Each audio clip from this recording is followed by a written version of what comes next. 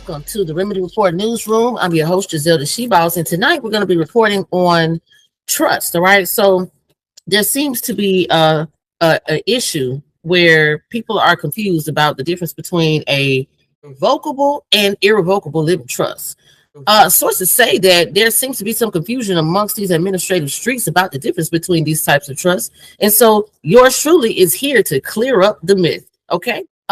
Let's answer some questions that we've had in relevance to what a trust is. All right. Well, let's just start with what is a trust first. All right. Let's get into it because I know that some people are not really familiar with that terminology. This may be a new concept or idea for some of you. You never heard of a trust, or maybe you've heard of a trust and you just want clarity because you're tired of all of the riffraff and all of the gurus and all of the mentors and all of the knowledgeable people that are not really clarifying the information for you. All right. So I just want to make sure that everybody has this down pat about what a trust actually is, the purpose of it, and what it's used for. All right. Also, who it may benefit to use one. A trust is a legal arrangement by which property is given to one person, all right, which is the trustee, to manage for the benefit of a third person. All right.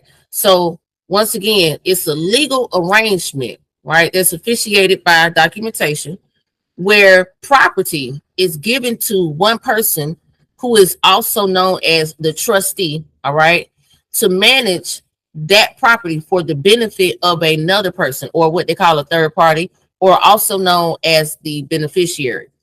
So a living or inter vivos, right, sometimes referred to as inter vivos, which also means living for this type of trust, inter vivos trust in Latin is a living trust. All right. It gets its name from the fact that the trust goes into effect while the trust creator is still alive. Okay. So the living trust is for someone who is living, y'all. All right. That's why you can have several different types of trusts, but all of them may not be living. This is only pertaining to a living individual. All right. So although there are numerous elements to a trust, a living trust contains a minimum of 2 documents. The first document that it will contain is a declaration of trust, all right, and the articles of trust. Now, this is the first step in creating a living trust. Once it is written, signed, notarized, and witnessed, your trust exists. And let me just throw this in. Some people prefer to not get trust notarized. That is fine. I just say that's your preference. If you want to, get 4 witnesses, and strike out having to have a notary to notarize it, that's fine. But that's completely up to you. And I guess it depends on how you're going to actually use that trust. But I would just suggest that you be realistic about your expectations on how you're going to be actually able to enforce the instrument when it comes time in a commercial situation or commercial nature. All right. So, and also the other document that may be included inside of a living trust is a pour-over will. All right. This is an instrument that ensures that the property not transferred to the living trust will be left, or what they call or refer to as poured over to the trust upon death. So basically, a pour-over will is a separate instrument from the declaration of trust and the articles of trust, right? But what it is it's a will, and it can be referred to as your living will, but it would be inside of trust, or that would be held in trust, right? And it's going to be listing things that are not in the trust, that are property that were not originally transferred to the trust, but are going to be left to the trust once you transition. All right. So you would specify that in the will. The will kind of directs your intentions, or the idea of the will is to let your will be done upon your deceasement or your transition to, the other side, right? So once again, the will inside of the trust is going to pour over into the trust upon your transition, and you're specifying that and listing that in the will while you're still living. All right. So you would want the trust, the living trust, to hold that if you decide to create that will. So note, there is some disagreement amongst trust experts about the need for a pour-over will, like I was just saying, for a living trust. Critics argue that such wills do not avoid probate. All right. Probate can cause the living trust to go on for months rather than being settled quickly. one of the main advantages of a living trust. So it's completely up to you once again if you want to include the pour over will.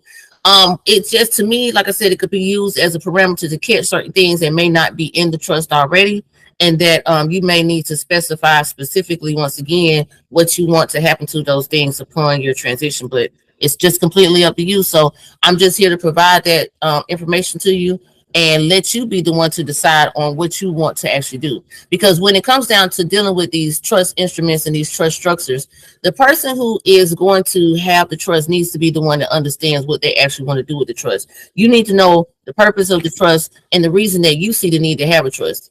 It has nothing to do with how much wealth you accumulate or how many assets you accumulated.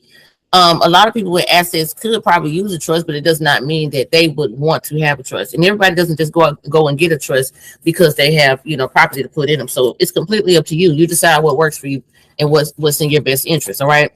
So aside from those documents that are included, you may include a durable power of attorney for general assets, the durable power of attorney for health, or also known as a health directive, and some other documents such as a fee schedule and security agreements if you are going to have some type of management of your trust, or if you have a successor trustee that you need to operate certain functionalities if you are unable or incompetent or incapacitated and can't handle your own affairs. So that's what I got for you today. If you got any questions, feel free to drop them in the comments. Hopefully this provided some clarity. Next up, stay tuned. We will be talking about what is the living trust. All right. So I'm going to give you some news you can use, and we're going to debunk a lot of this fluff. We're going to start to demystify the information and bring it back down to the ground level so people can actually take this information, go out and apply it without being nervous, without being scared, without being unsure. And we are going to help you develop some confidence, some competency, right? And the ability to apply what you have learned today. All right. So once again, if you learned something today, please give us a follow. Also, check us out on YouTube, IG, and Facebook at The Remedy Report or Mob Corp Execs. All right. If you have any inquiries, any questions, or any topics you'd like us to cover on the Remedy Report newsroom, feel free to drop us an inquiry on the website, which you can click the link in the bio, or you can email us at mobcorpexecs@proton.me and let us know what topics you'd like to hear us talk about so we can provide clarity for you so you can go out and execute. All right. Until we meet again next time. Peace. Ashe.